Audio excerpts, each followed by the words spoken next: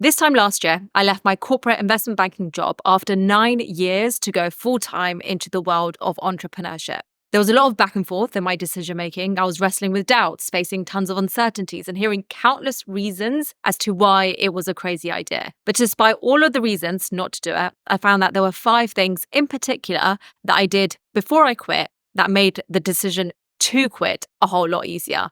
And hopefully by sharing them with you, it'll help you decide whether or not you want to pursue a similar path, and if so, how to go about it. The very first thing I did was build a creative thinking fund. Whenever someone asked me how I mustered up the nerve to walk away from a cushy, well-paying job, I could easily pat myself on the back and say, oh, I'm just a brave person, or I'm a huge risk taker. But the truth is that neither of those are true. And a big chunk of my courage was backed by something a lot more tangible, a financial safety net.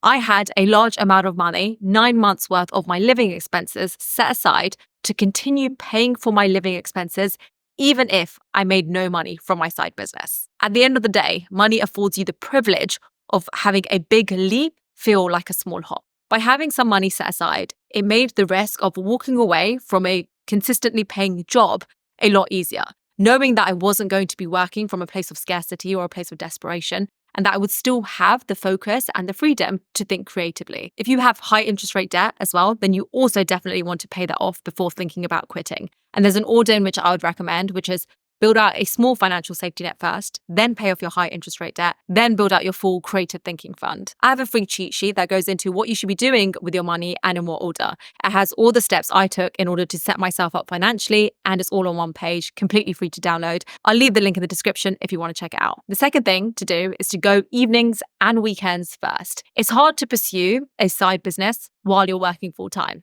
I totally get that. You're already spending 8, 10, 12 hours a day at the job. The last thing you have the capacity for is more work. But if you do want to take this seriously, you've got to make it work with the constraints that you have. And one of the best things I did was to keep my full-time job whilst pursuing my passion projects and my interests on the side, essentially giving up my weekends and my evenings to do it. And instead of thinking of my job as something that was getting in the way of me working on my side business, I thought of it as something that was funding it. It was helping me build faster than I could have on my own because I was able to use the cash flow to invest and to scale. So for instance, when it comes to my YouTube channel, the first thing I invested in was a proper camera. I upgraded from a day-to-day iPhone to a 1500 Sony camera. And if I didn't have a job, spending that amount of money on a side business that I didn't even know would make me any money would have been a lot harder to do.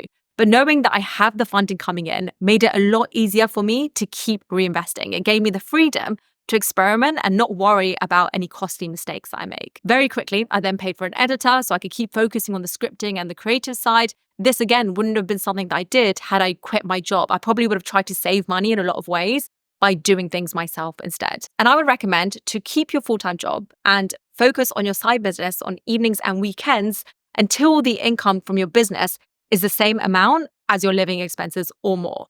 Ideally, you want it to be like this for 3 months. 3 months means you've cracked a formula and it's not just a one-off. By the way, one of the tools that I've been using from the start is Grammarly, who are very kindly sponsoring today's video. A huge part of my side business revolves around writing newsletters, writing scripts, writing captions, responding to an email. And in fact, this is the case for most of us.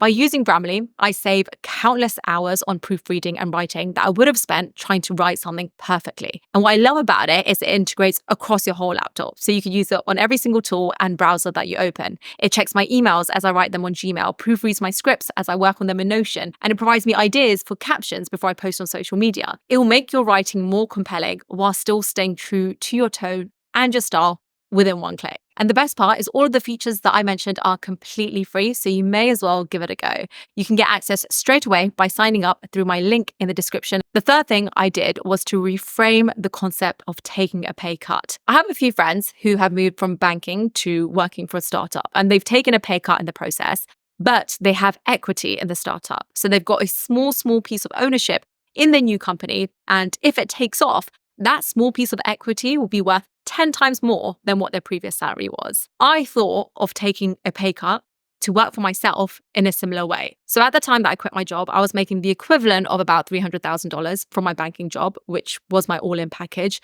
And then at the time that I quit, I had made $4,000 that month from my YouTube channel.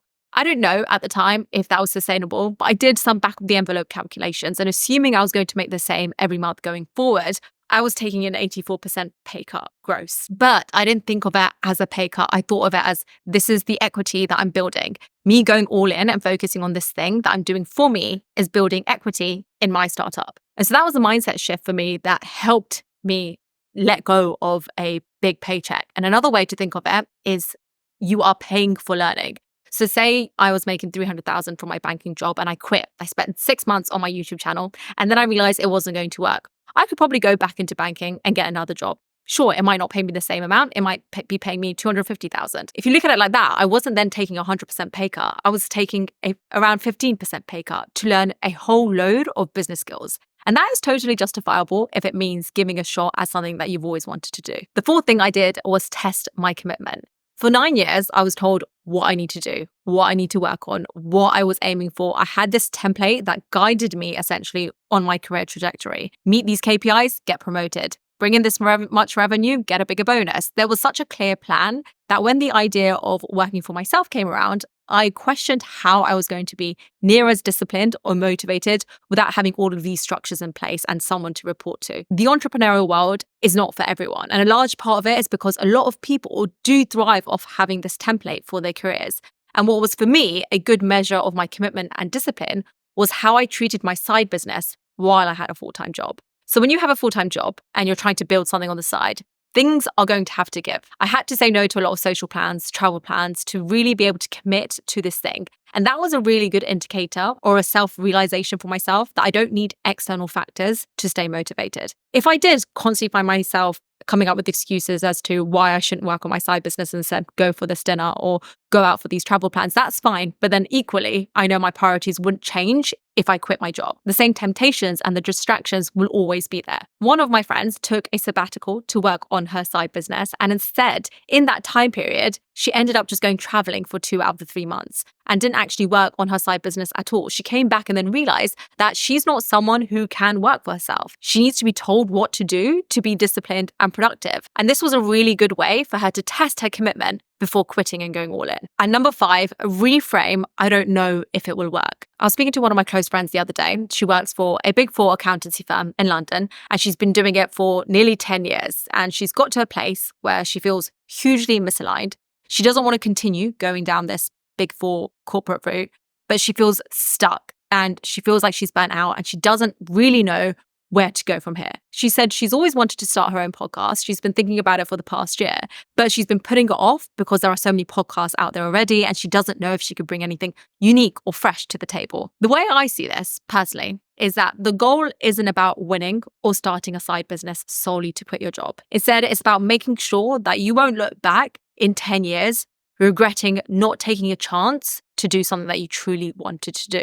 Because the fear of regret is far bigger than the fear of failure. If you keep walking down the same path, sticking to a job that you know doesn't fulfill you, you'll only feel more and more out of sync with your true self. Imagine yourself in a year, 3 years, or even a decade from now, feeling increasingly regretful that you could have been doing something that you genuinely love. Now, imagine on the other hand, you gave your podcast or whatever your side business is a shot. You wholeheartedly pursued it, only to find out that it wasn't actually your thing after all.